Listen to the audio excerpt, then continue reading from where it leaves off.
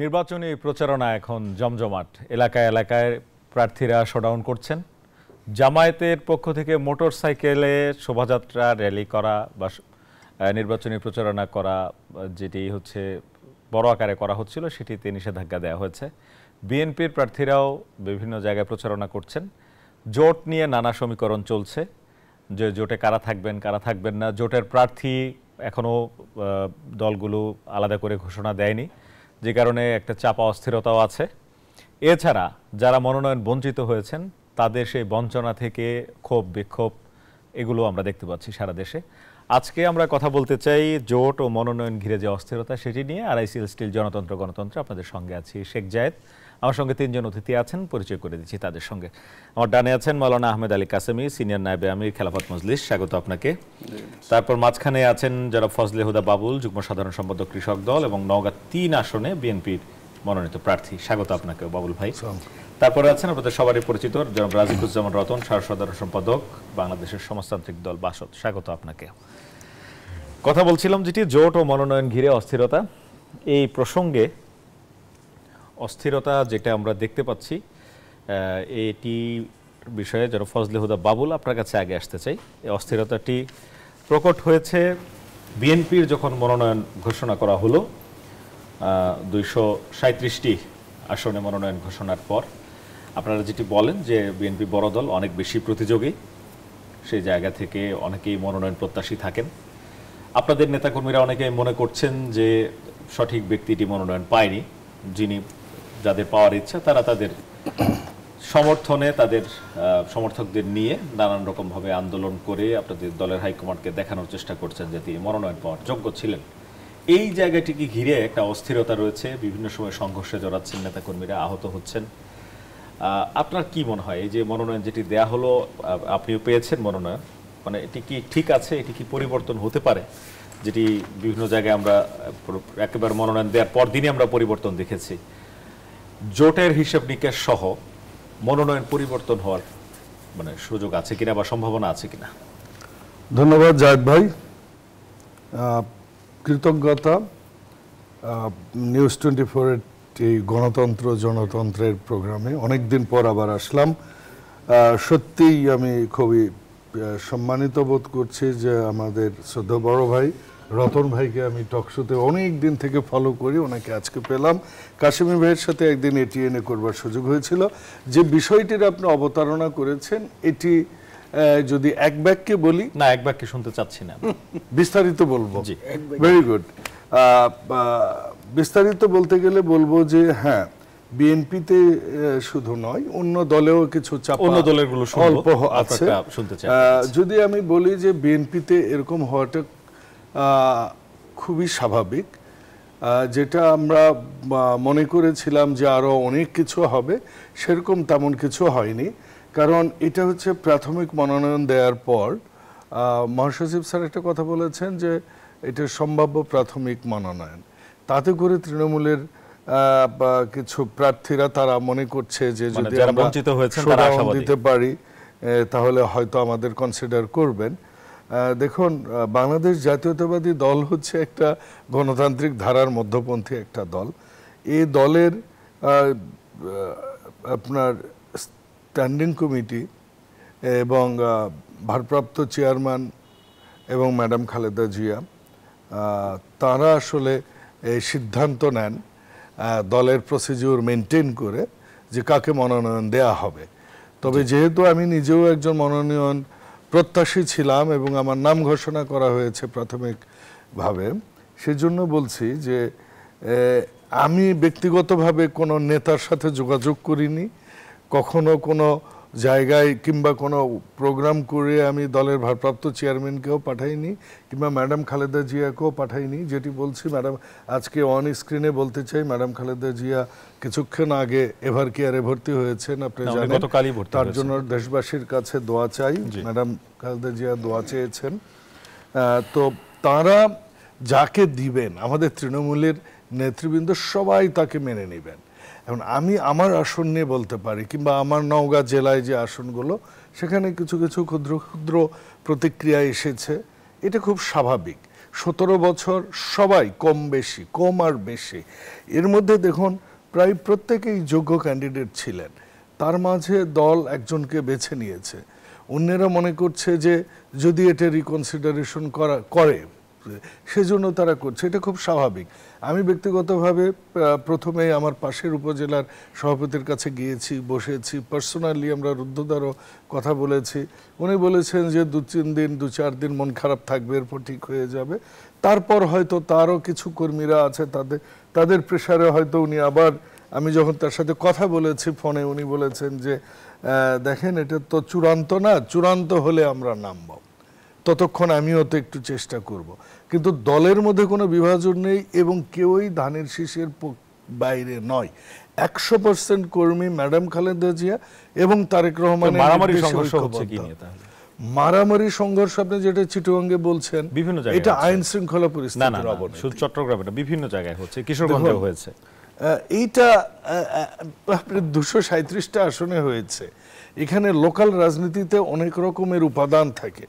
বিশেষ করে আপনি দেখবেন কিছু লোকাল সাংবাদিকরাও কিন্তু বিভাজিত হয়ে যায় এবং এগুলোর অনেক ক্রাইটেরিয়া থাকে। সেই ক্রাইটেরিয়াগুলোর মধ্যে তাদের যে নেতাকে তারা মেনে, লোকাল নেতাকে মেনে তারা যে স্বপ্ন দেখে, সেখানে তাদের স্বপ্ন বাধাগ্রস্ত হলে এটা একটা স্বাভাবিক প্রক্রিয়া। 17 বছরে অনেক ত্যাগ তিতিক্ষা আছে, যেমন আপনারও ছিল, আপনার আসনে অন্য নেতাদেরও ছিল, কম বেশি ছিল বলছেন। তো সেই ক্ষেত্রে এমনও তো আসন আছে যেখানে অনেক বেশি অবদান ছিল কিন্তু মনোনয়ন পাননি। দেখুন, আমার মনে হয় বাংলাদেশ জাতীয়তাবাদী দলের মনোনয়নের ক্রাইটেরিয়া ভারপ্রাপ্ত চেয়ারম্যান তারেক রহমান বলেছেন যে প্রত্যেকে তো আর পার্লামেন্ট মেম্বার হবে না। দল ক্ষমতায় আসলে অনেক মানুষকে অনেকভাবে দল রিওয়ার্ডেড করতে পারে। তাছাড়াও উনি যেমন আমার আসনে আমাদের 3 জনকে ডেকেছিলেন। আমাদের স্থায়ী কমিটির যিনি অন্যতম সদস্য, আন্তর্জাতিক খ্যাতিসম্পন্ন শ্রমিক নেতা নজরুল ইসলাম খান, বীর মুক্তিযোদ্ধা নজরুল ইসলাম খান এবং আমাদের বিভাগীয় সাংগঠনিক সম্পাদক, তারা যখন বলেছেন, আমরা 3 জনই ঐক্যবদ্ধভাবে এবং হাসি মুখে মেনে নিয়েছি এবং বলেছি যে ধানের শীষ যার আমরা তার হয়েই নির্বাচন করব। এখানে বিষয়টা হচ্ছে যে তারা এইটুকু চেষ্টা তো করবেই যে যদি কিছু করা সুযোগ আছে, যেহেতু যদি কোনো সুযোগ আছে কি না, সুযোগ আছে কি নাই এটা ভারপ্রাপ্ত চেয়ারম্যান বলতে পারবেন। মানে হচ্ছে মানে দেখাতে যে সংঘর্ষ হয়ে যাচ্ছে, এইটুকুই। এটা লোকাল, এটা এমন কোন আবার আপনার কাছে দীর্ঘস্থায়ীও না এবং এটা যে খুব সিরিয়াস কিছু দলকে এফেক্ট করছে এমনও না। কারণ ওই যে যখন মনোনয়ন চলে আসবে, সরকারিভাবে যখন তফসিল ঘোষণা হবে, তখন কিন্তু সবাই এক কাতারে চলে আসবে। জি, ধন্যবাদ। আবার আসবো আপনার কাছে। মাওলানা আহমদ আলী কাসেমি, আপনার কাছে আসতে চাই। আসন আপনাদের 8 দল, আপনারা আসন সমঝোতা করে নির্বাচন করার সিদ্ধান্ত আপনাদের যেমনটি হলো, কোনো জোট নয় এমনটি আপনাদের পক্ষ থেকে ঘোষণা দেওয়া হচ্ছে। আসন সমঝোতা কত দূর? বিসমিল্লাহির রহমানির রহিম। শ্রদ্ধেয় সঞ্চালক এবং আমার 2 জন শ্রদ্ধেয় আলোচক রতন ভাই এবং বাবুল ভাই, মানে এখানে আমরা 8 দলের আসন সম্পর্কে এখন পর্যন্ত আমি আপনাকে যতটুকু বলতে পারি যে আসন ভিত্তিক বিভিন্ন আলোচনা আছে, কিন্তু কাকে কোন আসন দেওয়া হয়েছে এটার চূড়ান্ত কিন্তু এখন পর্যন্ত করা হয়নি। এবং যেহেতু এখানে ছোট ছোট বড় মিলে 8টা দল আছে, আর সেখানে প্রত্যেকেরই একটা প্রত্যাশা থাকতে পারে বিভিন্ন দলের কম বেশি, সেই প্রত্যাশাটাকে আমাদের মানে কমিটি বসে সেগুলোকে চূড়ান্ত করা হবে। এখন পর্যন্ত চূড়ান্ত করা হয় নাই। চূড়ান্ত করা হলে মানে স্বাভাবিকভাবে যে আমাদের বাবুল ভাই যেমন বলল, বড় দল তো অবশ্যই বড় দলের বিভিন্ন আসনের মধ্যে সবাইকে মিট করে যোগ্য মানুষ একাধিক থাকে। এখন এইখানে তো ছোট ছোট দল, কিন্তু দল তো অনেকগুলো। এই অনেকগুলো দলগুলাকে একটা সমন্বয় করে যাতে ঐক্যের মধ্যে কোনো রকমের ফাটল না ধরে এবং সবাই যাতে সম্মানজনক বলতে যে সবাই তো চিন্তা করবে যে আসন তো কেউ তো নির্বাচন হারার জন্য করে না, নির্বাচিত হওয়ার জন্য করে, অথবা নির্বাচনের মাঠে একটা ভালো অবস্থান তৈরি করার মতো অবস্থান, সেগুলা বিবেচনা করে প্রত্যেক দলে, বিভিন্ন দলেরই একটা মাঠ পর্যায়ের একটা মানে নেওয়া, মানে যোগাযোগ করা হচ্ছে মাঠ পর্যায়ে। অবস্থান কার দলের কোন জায়গায়, কোন পার্টির কোন ব্যক্তির কতটুকু অবস্থান আছে, সেগুলোকে একটা লক্ষ্য করা হবে। আর তাছাড়া দলের প্রত্যেকটা দলের সিনিয়র নেতা যারা আছে তাদের প্রতিও একটা সম্মানজনকভাবে কিভাবে মিল করা যায়। আমার মনে হয় যেহেতু দল বেশি, এই আসন সমঝোতাটা করতে একটু সময় লাগতেছে। আমি মনে করি যে হয়তো কিছুদিনের মধ্যেই একটা সমঝোতার মাধ্যমে একটা আসন যখন ঘোষণা করা হবে, তখন সেটা হয়তো চূড়ান্তভাবে ওই আসনের ওই ব্যক্তি কাজ করবে। সমঝোতা করতে যে আপনাদের মানে 8 দলের যে আন্দোলনগত যে সমঝোতা আছে সেটা ভেঙে যেতে পারে, এটা আমরা আপাতত আশা করি না। আমরা যেহেতু এই যে ভবিষ্যতের কথা, এটা তো বলা খুব মুশকিল হয়ে যায়, তাই না? ভবিষ্যৎ তো কেউ কিছুই বলতে পারে না। এই যে আমার বাবুল ভাই, ওনাকে ধন্যবাদ জানাই যে উনি নওগাঁ থেকে উনি নির্বাচন করার জন্য উনি প্রস্তুতি, মানে প্রাথমিক বাছাইয়ে উনি হয়েছেন, কিন্তু তারপরেও এনে কথা থেকে গেছে যে চূড়ান্ত যদি কোনো পরিবর্তন আসে, 2-1টা সিটের মধ্যে পরিবর্তন কিন্তু আসছে। এই জন্য ওইটা একটা আসছে মাদারীপুরে। জি জি জি, যাই হোক, এটা আমি বলতে চাই না যে আপনার পরিবর্তন হোক, আল্লাহ আপনাকে কবুল করুক ওই সিটের জন্য। আমিন। এখন আসল ব্যাপারটা হয়েছে যে দল বেশি হইলে নেতা বেশি, কথা একটু বেশি হবে, এগুলাকে চূড়ান্ত করতে একটু সময় লাগবে। তো আমি মনে করি যে প্রত্যেক দলই যদি বিবেচনায় এই জিনিস রাখে যে আমি এটা একেবারে বায়ের অংশের মতো না, এখানে জিতার একটা সম্ভাবনার দিক যদি লক্ষ্য রাখে এবং সেইভাবে যদি সবাই নিজেদের প্রত্যাশাগুলো ব্যক্ত করে আর সেই প্রত্যাশাটার একটা সুন্দর সমন্বয় হয়, তাহলে আশা করি যে আসন সমঝোতার মাধ্যমে মানে আমাদের 8 দলে সবাই যে সমান চাবে এরকমও কিন্তু না। হ্যাঁ, সেটা হয়তো সমন্বয় হয়ে যাবে আমি মনে করি আর কি। কিন্তু বিএনপি মনোনয়ন ঘোষণা দেওয়ার পর যে একটা অস্থির অবস্থা, আপনারা কি এমন মনে করেন যে আপনাদের বিএনপির মনোনয়ন, আমাদের দলগুলা বিএনপির মতো এত অস্থিরতা হবে এটা আমি মনে করি না। আর বিএনপি তো ভাই বললেন যে অস্থিরতা যতটুকু হয়েছে এটা এই দল হিসাবে এটা বড় কিছু না। যারা বড় তাদের একটু বড় সমস্যাও হইতে পারে, সেটা হইতে পারে। এখন এই যে অস্থিরতাটা, এখানে দল বেশি, কিন্তু বেশি দল হইলেও আপনি মনে করেন, আপনি যদি আমাকে এখন যদি বলেন যে 8টা দলের মধ্যে সবার সক্ষমতা তো সমান না, ইচ্ছা করলে যদি প্রত্যেক দলকে বলে যে আপনি এই অমুক জায়গায়, সক্ষমতা অনেকের থাকবে না। যাদের যে জায়গায় সক্ষমতা আছে, আর এখানে সিনিয়র লিডার প্রত্যেক দলের অথবা মানে মানুষের কাছে পরিচিত বা এলাকায় ওনার অবস্থান ভালো, এই ভালোটা তো মনে করেন ভালোর তো আর শেষ নাই। আমার চেয়ে আপনি ভালো, ওনার চেয়ে আরেকজন ভালো, এই ভালোটা চূড়ান্ত ভালো তো নির্ধারিত হবে যখন মানে পাবলিক ভোট দিবে। ভোটের পরে আমরা বুঝবো যে এই লোকটা আসলে যোগ্য ছিল। ভোটের আগে ফাইনাল করবেন কিভাবে? না, ভোটের আগে তো ফাইনাল হবেই, অবশ্যই ফাইনাল হবে। ফাইনাল না হলে নির্বাচন হবে কি হবে? ভোটের আগে হবে, তফসিল ঘোষণার আগেই আশা করি হয়ে যাবে এগুলো ইনশাআল্লাহ। আচ্ছা, আপনাদের জোট কি বড় হতে পারে?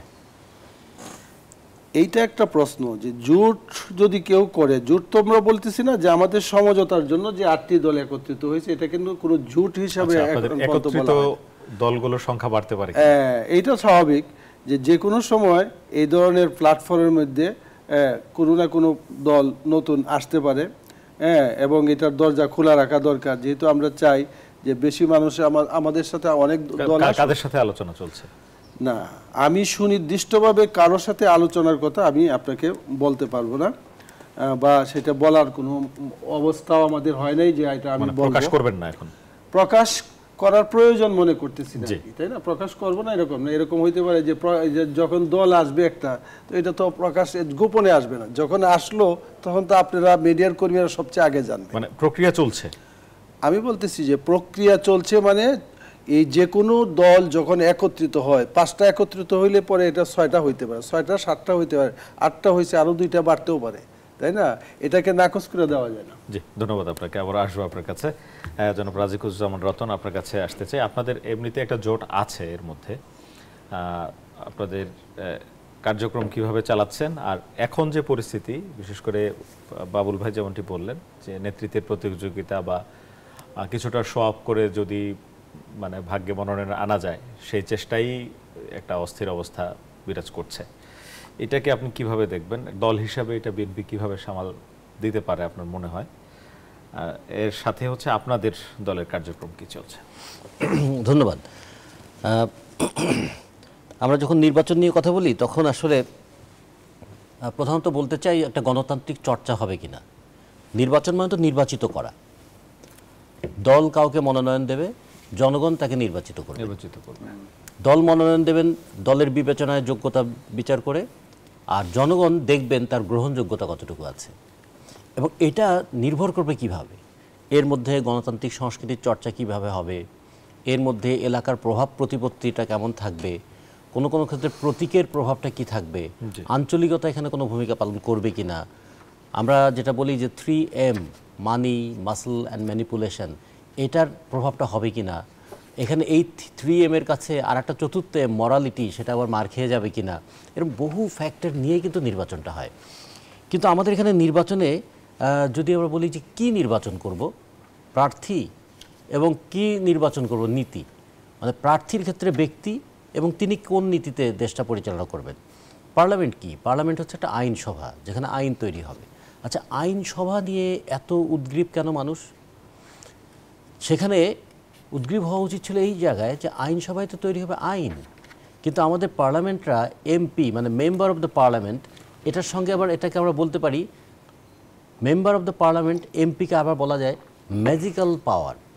মানে এমন একটা ম্যাজিক্যাল পাওয়ার হয়ে যায় তাদের হাতে, তারা তখন এলাকাকে নিয়ন্ত্রণ করতে পারেন, তারা শিক্ষা প্রতিষ্ঠান নিয়ন্ত্রণ করতে পারেন, তারা বদলি বাণিজ্য নিয়ন্ত্রণ করতে পারেন, তারা ব্যবসা নিয়ন্ত্রণ করতে পারেন, মসজিদ নিয়ন্ত্রণ করতে পারেন।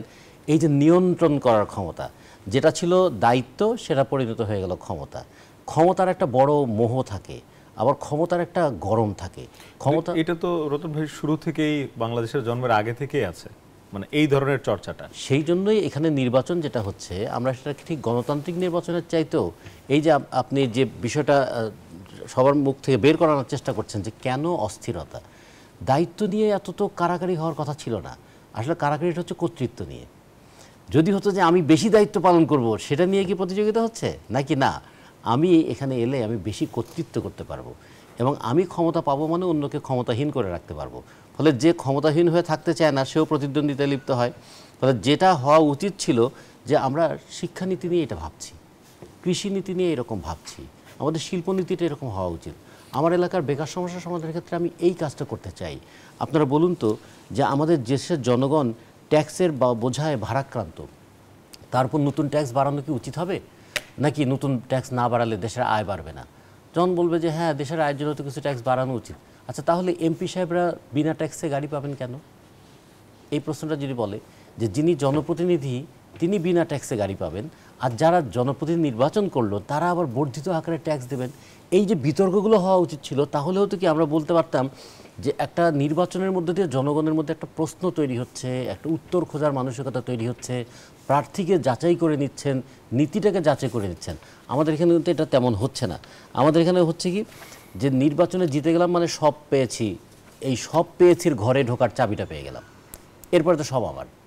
এবং একজন বললেন আমি সব পেয়েছি, আর একজন বলবে আমি সব হারিয়েছি। আমি নমিনেশন পেলাম না, তা আমার সব শেষ। মনোনয়ন মানে তার মনেও নাই, নয়নেও নাই। এই জন্য নেতাদের নয়নের সামনে ঘুরঘুর করতে থাকেন, অথবা মনে যাওয়ার জন্য নানা ধরনের কায়দা কানুন করতে থাকেন।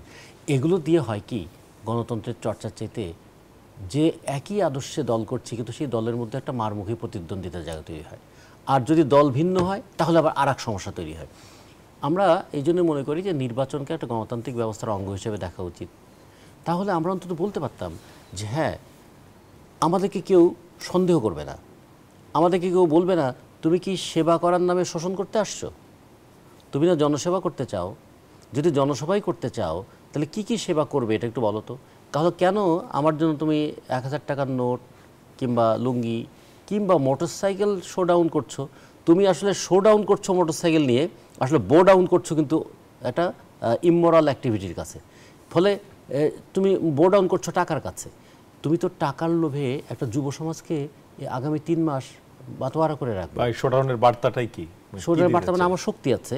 শক্তি মানে দুই ধরনের শক্তি আছে। একটা হচ্ছে আমার পিছনে লোক আছে, আর এই লোক কিন্তু জড়ো হচ্ছে টাকার জন্য।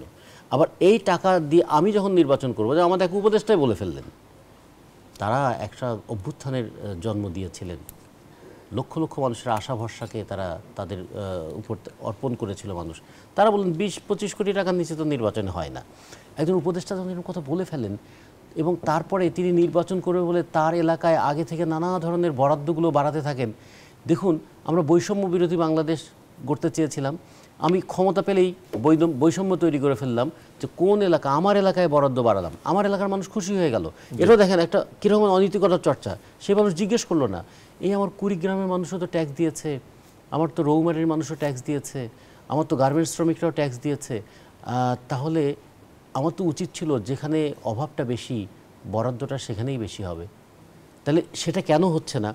এই ডিবেটটা যদি আমরা তৈরি করতে পারতাম না, তাহলে হতো কি, নির্বাচনের মধ্যে দিয়ে একটা গণতান্ত্রিক চর্চা আমরা করতে পারতাম।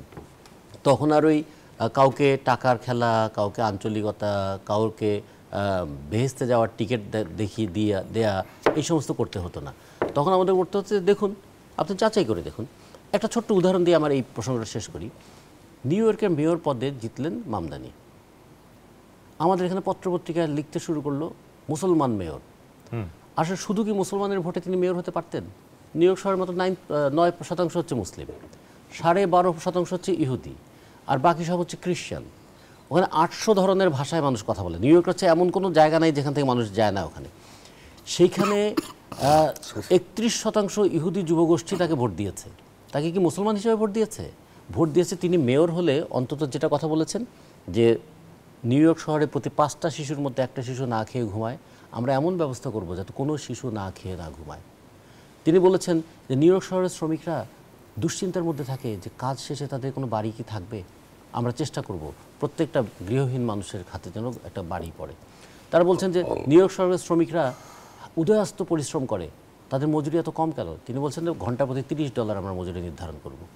তারপর বলেছেন কি, যে আমরা স্বাস্থ্য বিমা আমরা তৈরি করে দেবো। তাহলে এই কথাগুলো যখন করলেন, তখন কি তিনি হিন্দু, মুসলমান, বৌদ্ধ, খ্রিস্টান বলেছিলেন? তিনি বলেছেন নাগরিকদের জন্য বলেছিলেন। তাহলে মানুষ তো মানুষের জন্য, ধর্ম প্রত্যেকের আলাদা আলাদা, গায়ের রং আলাদা আলাদা, হয়তো ভাষাও আলাদা আলাদা।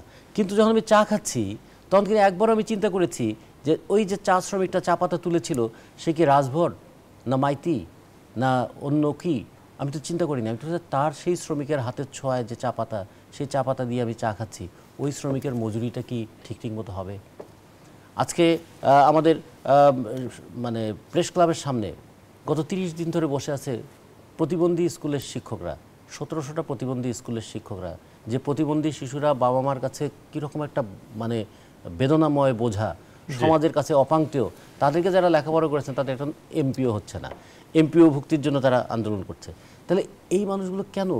যার দায়িত্ব পরিবার নিতে পারে না, তার দায়িত্ব তো সমাজ নেবে। তা সমাজ নিতে গেলে সমাজ কোথা থেকে নেবে? জনগণের ট্যাক্সের পয়সায় নেবে। আমরা সেই ম্যানেজমেন্টটা প্রপারলি করবো কিনা, এটাই হওয়া উচিত আমাদের রাজনৈতিক এজেন্ডা। তাহলে আমাদের এই আলোচনাগুলো কিন্তু হারিয়ে যায়। হারিয়ে গিয়ে তখন হয় কি, বাবুল ভাই ভালো না অমুক ভালো, তা আমরা ভাইয়ে ভাইয়ে প্রতিদ্বন্দ্বিতা লাগিয়ে দিচ্ছি। আসলে আমাদের দেখা হচ্ছে যে কাজটা কেমন হওয়া উচিত ছিল। ফলে মনে করি নির্বাচনে এই দিকগুলো আমাদের একটু সামনে আসা উচিত। অন্য প্রসঙ্গগুলোতে বিরতির পর আবার আসবো আপনার কাছে। একটা বিরতির সময় হয়েছে, চলমান পরিস্থিতি নিয়ে কথা বলছিলাম, জোট ও মনোনয়ন ঘিরে যে অস্থিরতা, সেই বিষয়ে একটা বিরতি নিচ্ছি, ফিরছি একটু পর, সাথে থাকুন। বিরতির পর আবারও স্বাগত। কথা বলছিলাম জোট ও ভোট নিয়ে, নির্বাচন নিয়ে যে অস্থিরতা রয়েছে, মনোনয়ন নিয়ে। আবারও আসতে চাই জনাব ফজলে হুদা বাবুল আপনার কাছে। জোটবদ্ধ নির্বাচনে প্রতীক নিয়ে নির্বাচন কমিশন থেকে যে একটি আরপিওতে যে সংশোধনী আনা হয়েছে, সেটি তো আর পরিবর্তন হয়নি। অর্থাৎ যারা ছোট দলে আছে তাদের ধানের শীষ নিয়ে নির্বাচন করার ইচ্ছা থাকলেও তারা করতে পারবেন না। এটি নিয়ে কোনো বেকায়দায় আছেন কিনা আপনারা? দেখুন, বেকায়দায় বলতে এই প্রার্থীদের জয়ী হয়ে আসা, যে ছোট দলগুলো কিন্তু জোটই করে বড় দলের মার্কাটা নেওয়ার জন্য।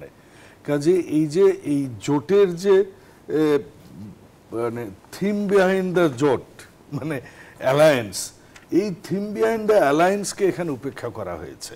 আমাদের দল থেকে এখানে একটা অলরেডি একটা তাদেরকে একটা চিঠি অনুরোধ করা হয়েছে। সো আমরা আশা করি যে দেশের স্বার্থে এবং গণতন্ত্রের স্বার্থে এবং অন্যান্য ছোট দলগুলোকে নিয়ে, যেটা আমরা বলি আমাদের বহুদলীয় গণতন্ত্র, সকলের একত্রে এসে যে একটা মানে উৎসবমুখর নির্বাচন করার জন্য আমার মনে হয় নির্বাচন কমিশন এটা পরিবর্তন করবে, এটা প্রত্যাশা। আরেকটি প্রশ্ন আপনার কাছে, যারা জোটের প্রার্থী হওয়ার মতো সম্ভাব্য ওই সব এলাকায় বিএনপির যারা প্রার্থী হতে চান তারা এর মধ্যে মিছিল টিছিল করছেন, কি বলবেন এটা নিয়ে? এটা তো কি পরিস্থিতি? এটা তো স্বাভাবিক, কারণ ওই যে বললাম এখানে দলের নীতি নির্ধারকদের চিন্তাভাবনাটার সাথে তৃণমূলের চিন্তাভাবনাটা একটা সময় এসে কিন্তু ঠিকই সংযোগ হয়ে যাবে, এবং সেই সময়টা এখনো আসেনি। সময় যত ঘনিয়ে আসবে, কারণ একটা দল যখন ক্ষমতায় আসে তখন আমি বলি যে দায়িত্ব যখন দেশ পরিচালনার দায়িত্ব আমাদের ভারপ্রাপ্ত চেয়ারম্যান তারেক রহমানও তাই বলেন যে যদি দেশ পরিচালনার দায়িত্ব পায় তখন শত শত লোককে লাগে বিভিন্ন জায়গায় সেই দলের আদর্শটা বাস্তবায়ন করতে, বাকিদের অন্যদিকে কাজে লাগাবে, অন্যদের ইজিলি করবে। আমি একটু একটু রতন ভাইয়ের কথা ধরে একটু কথা বলতে চাই। এক লাইনে যদি বলেন। রতন ভাই বললেন মারমুখী, আসলে এগুলা মারমুখী কোনো বিষয় না, এটাও একটা গণতন্ত্রের সৌন্দর্য আমি মনে করি, যে যার কথাটা বলবেন। তবে রতন ভাই যে একটা সিরিয়াস কথা বলেছেন যে আইনসভার সদস্য হতে গেলে যে যোগ্যতাগুলো লাগে, সেই আইন প্রণয়নের মতো যাদের যোগ্যতা আছে বা যারা কন্ট্রিবিউট করতে পারবে দেশে, তাদের আসা উচিত। এটার সাথে আমি একমত, কিন্তু একটা দলের থেকে কিন্তু অনেক সময় অনেক কিছু সার্বিক বিবেচনায় মনোনয়ন দেওয়া হয়। আর একটা কথা উনি বলেছেন যে নীতি নিয়ে কথা বলা উচিত, মানে আপনি খারাপ আমি ভালো এটা না বলে। দেখুন আমাদের দল কিন্তু নীতি আগেই ঘোষণা করেছেন 31 দফা, তারপরও আমরা স্বাস্থ্য ক্ষেত্রে কি করব, দল থেকে শিক্ষা ক্ষেত্রে কি করব, শিক্ষকদের জন্য কি করব, সম্প্রতি ইমাম সাহেবদের জন্য আমরা কি করব, আমরা সমস্ত নীতিগুলো কিন্তু বাংলাদেশ জাতীয়তাবাদী দল এবং তার ভারপ্রাপ্ত চেয়ারম্যান এগুলো কিন্তু দিয়েছে, প্রকাশ করেছেন আপনারা, এটা বলছেন। ধন্যবাদ। আরেকটা কথা রতন ভাই একটা খুবই মানে কমন একটা কথা বলেছেন যে বৈষম্য দূর হয়নি এবং এখানে মাসল মানে 3M এর কথা বলেছেন।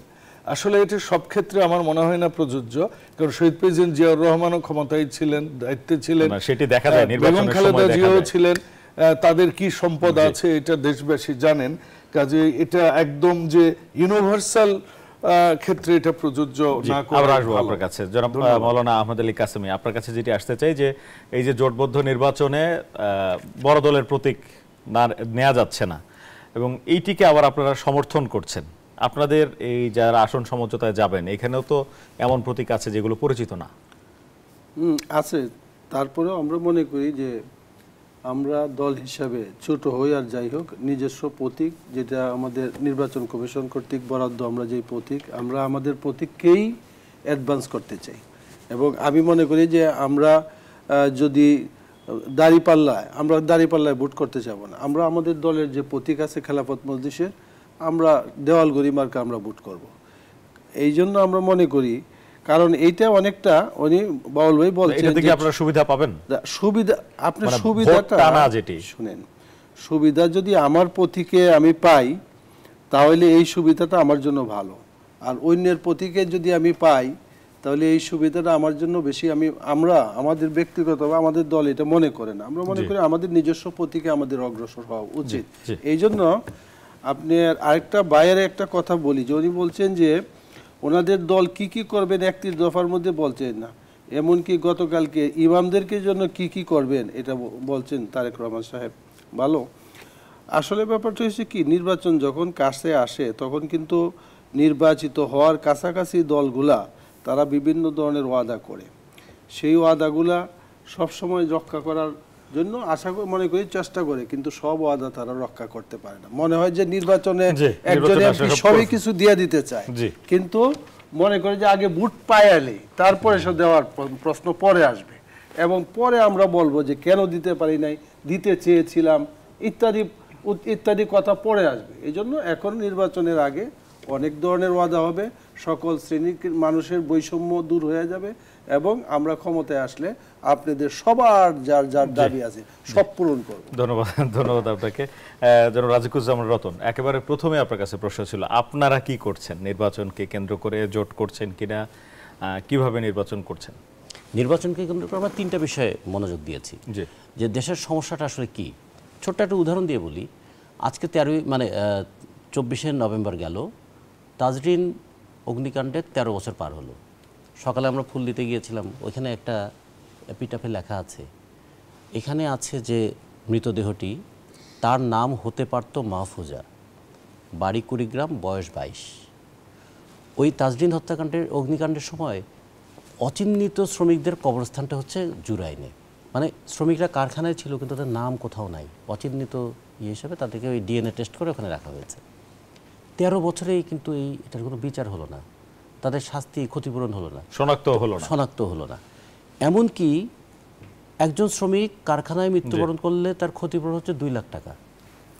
সরকার বলছে আমাদের মাথাপিছু আয় হচ্ছে এখন $2,593, আর কারখানায় মৃত্যুবরণ করলে তার ক্ষতিপূরণ হচ্ছে $1,800। মানে 1 বছরের ইনকামের চেয়ে একটা মানুষের জীবনের ক্ষতিপূরণ কম। এটা তো হলো মৃতদের জন্য। যারা আহত হয়ে পঙ্গুত্ব বরণ করেছে তাদের চিকিৎসা পুনর্বাসনের দায়িত্বটা কে নেবে? এই যে 13টা বছর হৃদয়হীনতা, বিচারহীনতা, উদাসীনতার বছর পার করলাম। আমরা মনে করি যে রাষ্ট্রের এই দিকগুলোতে আমাদের নজর দেওয়াতে হবে। 1 2 নম্বর, ধরেন আরও অন্যান্য ইস্যু আছে, আমি পরের সেগমেন্টে সেটা বলবো। তাহলে জনগণের মধ্যে এই সচেতন উপলব্ধিটা গড়ে তোলা, এটা একটা নির্বাচনী জোটের কাজ। কারণ নির্বাচন হচ্ছে এমন একটা সময়, যে সময় যে কোনো জায়গায়, যে কোনো পরিবেশে, যে কোনো কথা বলা যায়। মানে তখন মানুষের মনটা একটু উন্মুক্ত থাকে, শুনতে চায় আপনি কি বলেন, কোন পার্টির পক্ষ থেকে এসেছেন, কি আপনাদের বক্তব্য। এমনি সময় যে মানুষ রাজনৈতিক আলোচনাটাকে একটু দূরে সরিয়ে রাখতে চায়, নির্বাচনের সময় তারা রাজনৈতিক আলোচনাটা অনেক বেশি আগ্রহী ওঠে। ফলে আমরা এই আলোচনাটা নিয়ে যেতে চাই। 2 নম্বর, আমরা আমাদের জোটটাকে মানুষের কাছে পপুলার করতে চাই যে এটা জনগণের অধিকার রক্ষার জন্য একটা ফাইটিং জোট হবে। 3 নম্বর বলবো, যে জোটটা আপনার জন্য লড়াই করছে, আমরা আপনাদের সমর্থন চাই, সহযোগিতা চাই। আপনাদের ভোট যদি পাই তাহলে আমাদের জোটের শক্তি বাড়বে, এবং জোটের শক্তি বাড়লে আমরা লড়াইটা আরো ভালো মানুষের কাছে যাচ্ছেন এখন আপনারা। ধন্যবাদ আপনাকে। একটু বিরতির সময় হচ্ছে দর্শক, আবার একটা বিরতি নিচ্ছি, ফিরছি একটু পর, সাথে থাকুন। বিরতির পর আবার স্বাগত। দেখছেন RICLST জনতন্ত্র গণতন্ত্র। কথা বলছিলাম জোট ও মনোনয়ন ঘিরে যে অস্থিরতা, সেই প্রসঙ্গে শুরুতে আসতে চাই রাজিকুজ্জামান রতন আপনার কাছে। শেষ করেছিলাম আপনাকে দিয়ে, এই অস্থিরতা হয়তো শেষ হয়ে যাবে যেমনটি বলছেন, তফসিল ঘোষণা দিলে দলের ভিতরে যেগুলো আছে, কিন্তু এই যে রাজনীতির মাঠে কথার লড়াইয়ের পাশাপাশি আমরা 2 দলের যে রেষারেষি বা এই জাতীয় বিষয়গুলো এবং সার্বিক আইন শৃঙ্খলা পরিস্থিতি, এখন যা আইন শৃঙ্খলা বাহিনীর অবস্থা, সেটিতে একটা সংঘাতহীন নির্বাচন পাবো কিনা, আমরা সুন্দর নির্বাচন পাবো কিনা আশঙ্কা আছে যে নির্বাচনকে কেন্দ্র করে কিছুটা সংঘাত সহিংসতা হতে পারে। কিন্তু আমার মনে হয় যে যদি আমরা এই বিষয়টাকে সামনে নিয়ে আসতে পারি, যে একটা ইন্টারনাল প্রেশার তো থাকেই প্রার্থী নির্বাচন নিয়ে, আর একটা এক্সটার্নাল প্রেশারও থাকে যে প্রতিপক্ষকে তো হারাতে হবে, জনগণের সম্মতিটা তো নিতে হবে। ফলে এই কম্পিটিশনে কখনো কখনো কিছু উত্তেজনা তৈরি হতেই পারে। সেই জায়গায় নির্বাচন কমিশনকে নিরপেক্ষ ভূমিকা পালন করতে হবে।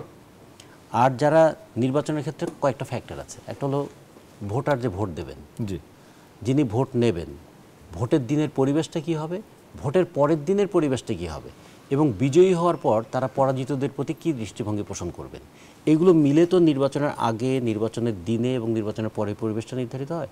ফলে সেই ক্ষেত্রে সরকার যদি একটা নিরপেক্ষ ভূমিকা পালন করে, তাহলে যতখানি সংঘাতের আশঙ্কা করা যাচ্ছে ততখানি সংঘাত হয়তো হবে না। আর পাশাপাশি আরেকটা জিনিস খেয়াল রাখতে হবে যে কোনো একটা আসনে কেউ হয়তো 1 লাখ ভোটে জিতবেন, কিন্তু তার বিপক্ষের প্রতিপক্ষরা মিলে তারাও হয়তো 1.5 লাখ ভোট পাবে। তার মানে 1 লাখ যারা তাকে ভোট দিয়েছে তারা কিন্তু তার কাছে প্রত্যাশা করছে যে আমাদের কাছে যে কমিটমেন্ট করেছেন সেটা ফুলফিল করবেন। আর যে 1.5 লাখ তাকে ভোট দেয়নি, তারা আবার বলবে, তারা পর্যবেক্ষণ করবে যে আপনারা কি কি বলেছিলেন, কারণ পরের বার নির্বাচনে তো আবার আসতে হবে। ফলে নির্বাচনের মধ্য দিয়ে এই যে প্রত্যাশা পূরণ করা এবং পরীক্ষার সামনে হাজির হওয়া, এই দুটো যদি আমাদের বিবেচনায় থাকে, তাহলে হয়তো ওই ক্ষমতা নিয়ে মারমুখী কামড়াকামড়ি প্রতিদ্বন্দ্বিতা হয়তো হবে না। মাওলানা আহমেদ আলী কাশেমি, কেমন পরিবেশ আশা করেন, কি দেখছেন? আমরা প্রত্যাশা করি যে একটা উৎসবমুখর পরিবেশ, এবং যাতে সবার সমান সুযোগ থাকে নির্বাচনে, সবাই সমান সুযোগ বুক করে যদি সুন্দর ফেয়ার একটা নির্বাচন হয় তাহলে এটা ভালো। একটা কথা উনি বলছেন, আমি বলি যে সবচেয়ে বেশি বুট যে দিকে থাকে ওরাই তো ফেল করে, তাই না? কম বুটে মানুষ ফাঁস করে। কথাটা একটু বুঝতে ভুল হয় কিনা যায় না, মনে না বুঝছি। 100টা বুট 40টা পাইলো একজন, আর 60টা বুট পাইলো মিলে 3 জনে পাইলো, মনে করেন তাহলে ওই যে কেউ তো ফেল করতো, বেশিরভাগ বুট ওই জন্য আপনারা পিয়ারের কথা বলেছিলেন। তাই যাই হোক, এই জন্য আমরা বলি এখন তো আর দাবি নেই পিয়ার। অধিকাংশ মানুষের বুট তো আপনার বিরুদ্ধেই আছে, সুতরাং সবাইকে নিয়ে দেশটা পরিচালনা করতে হলে সবার মতের প্রতি শ্রদ্ধা রেখে আমার সবাইকে ম্যানেজ করে আমাদেরকে দেশ পরিচালনা করতে হবে। এবং ধন্যবাদ। ফজলে হুদা বাবুল, রাজনৈতিক দলেরও তো দায়িত্ব আছে সুন্দর নির্বাচনের জন্য, কি বলবেন? না, অবশ্যই বাংলাদেশ জাতীয়তাবাদী দল একটি শান্তিপ্রিয় মধ্যপন্থা গণতান্ত্রিক দল। সময় মতো আমি নিশ্চিত যে দল সেসব ব্যবস্থা নেবেন। আর নির্বাচন আমি বিশ্বাস করি সুষ্ঠু হবে, নিরপেক্ষ হবে। দেখুন, নেগেটিভ জিনিসটা মিডিয়াতে আসে, অনেক পজিটিভ জিনিস আছে। আমি এবং আমার আসনে যিনি জামাতের প্রার্থী, আমরা দুজন একসাথে একটা কোরআনের আলোচনায় ছিলাম এবং উনি সভাপতিত্ব করলেন, আমি প্রধান অতিথি, আমাদের খুব হৃদ্যতা, এসব পজিটিভ দিক তো আছেই। কেন আমাদের সব দলেরা মিলে 8 মাস যাবত আলোচনা করলেন একসাথে একই টেবিলে। পরশুদিনই দেখলাম আরেকটা অনুষ্ঠান, ইমাম খতিবদের অনুষ্ঠান। আমি মনে করি অনেক পজিটিভ দিক আছে, বাংলাদেশের অনেক অর্জন আছে এবং আগামীতে আরো ভালো হবে। কিন্তু ভালোটা যেন হয় জনগণের স্বার্থে, সাধারণ মানুষের জন্য যেন হয়, তৃণমূলের মানুষের জন্য যেন হয়, প্রান্তিক কৃষকের জন্য যেন হয়, মজুরের জন্য যেন। অনেক ধন্যবাদ আপনাদের সুন্দর তিনজনকে বাংলাদেশ আমাদের অনুষ্ঠানে এসে সময় দেওয়ার জন্য। দর্শক, কথা বলছিলাম জোট ও মনোনয়ন ঘিরে অস্থিরতা নিয়ে। আলোচনার শেষাংশে এসে একটি সুষ্ঠু নির্বাচনের প্রত্যাশা করেছেন সবাই। জনগণ তার পছন্দের প্রার্থীকে নির্বাচিত করবে, যিনি জনগণের জন্য, দেশের জন্য কাজ করবেন। সেই নির্বাচনের আশায় আছে গোটা দেশ। সবার প্রত্যাশা সুন্দরভাবে সেই নির্বাচনটি অনুষ্ঠিত হবে। আজকের আয়োজন এখানে শেষ করছি। ভালো থাকবেন সবাই।